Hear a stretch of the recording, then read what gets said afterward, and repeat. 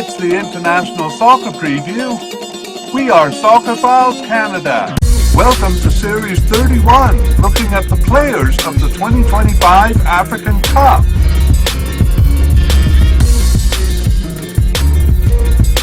This episode is looking at the players of Equatorial Guinea. Part 1, the candidates.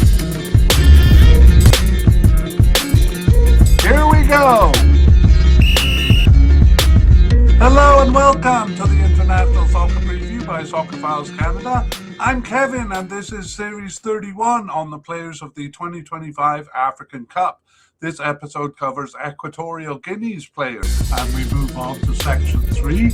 And here we want to welcome new listeners because we are releasing this as a short version of Part 1 on Equatorial Guinea's players. So in the full version, we did introduce the candidates and their likelihood of making the squad.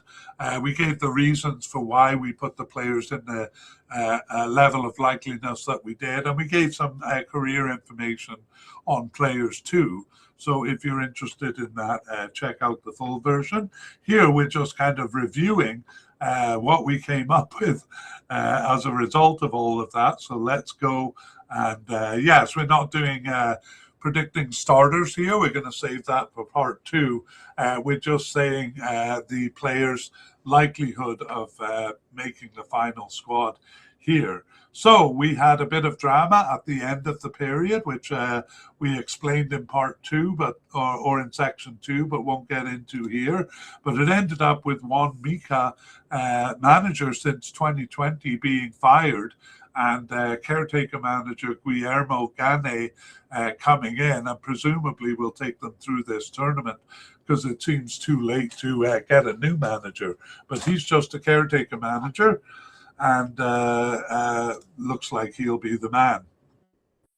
For goalkeepers, we have a definite candidate in Manuel Sapunga, but he's probably not the starter. The starter is probably likely candidate Jesus Owono. And then we have two possible candidates, Aitor Mbella and Miguel Iamba. And we're not going to mention players at the possible but unlikely level or below. But in Part 2, if they end up being selected, we will come back and give more information on them. Central defenders, we have three likely candidates. The first one is Saul Coco, and then Esteban Orozco, sometimes called Esteban Obiang, and finally Marvin Amibo. And then two possible candidates, newcomer Santi Borico and Luis Henrique Nsue. Those are the central defenders. For left back, we have Basilio Ndong at the likely level. Most of these players, like Ndong, would be a definite candidate for sure, but we were a little uncertain because of what happened at the end of World Cup qualifying. Some of the players looked like they might have been suspended, so we didn't want to say that they'd be definite candidates. Anyway, Basilio Ndong, a likely candidate, and possible candidates Prince Nga and Cosme Ambene. In the right back position, we have a likely candidate in Carlos Acapo and a possible candidate in Nestor Senra. Moving upfield, we have one player coded as a general defender. We're not sure exactly where he plays in defense. It's Marcelo Asumu. And now we can move up to the midfield. We begin with defensive midfielders here, and a likely candidate in Omar Mascarell. And then central midfielders, we have more names. Likely candidates, Pablo Gane, Gail Akogo, and Pedro Obiang.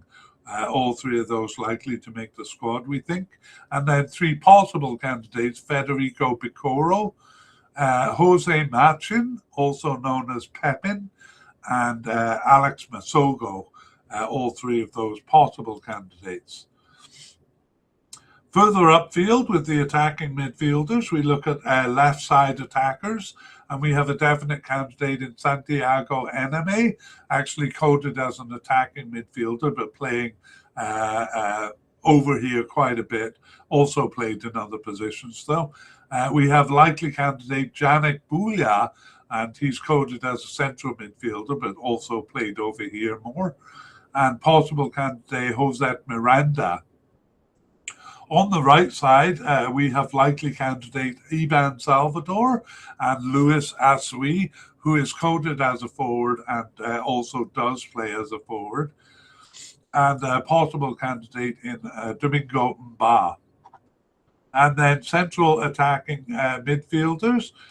Well, it's not really these players who play it, but other players who we've mentioned already, especially central midfielders playing here as central attacking midfielders. But the candidates we have coded here are possible level Jose Nabil Ondo and Jesus Mensogo.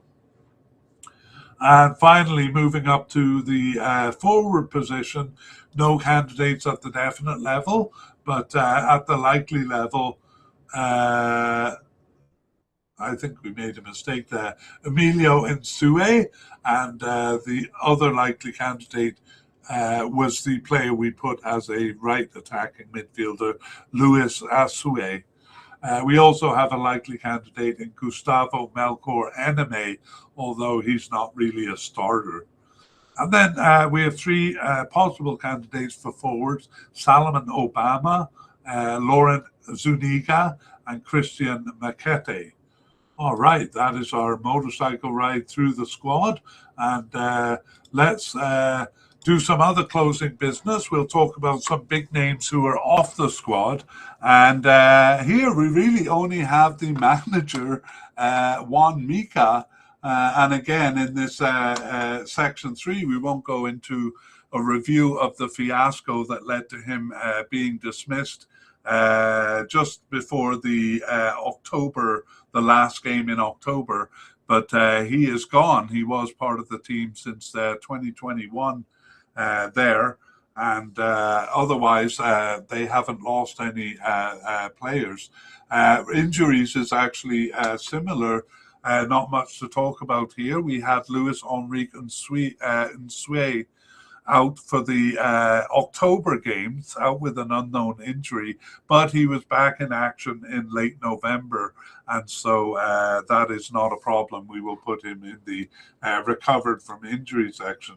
Otherwise, they have a clean slate, and that is it. So closing thoughts. Well, I guess one of my closing thoughts is that big names off the squad could have been almost everyone or almost all of the A team because they were suspended for the last game in October, and we weren't sure either if they played in the November games or whether they would be available for this tournament. We've since learned that it seems like they are back on the squad.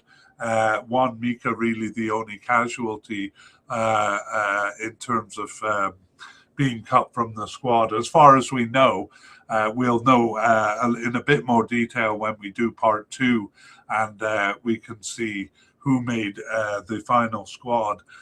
But yeah, that's it, and we'll go on to previewing part 2. So we will be looking at that in part 2 when the preliminary squad is published and the final selections are made. So that's our main business in part 2, is telling you who made the squad and who didn't, and we'll highlight any notable non-selections, any surprise inclusions, and new players brought into the squad late.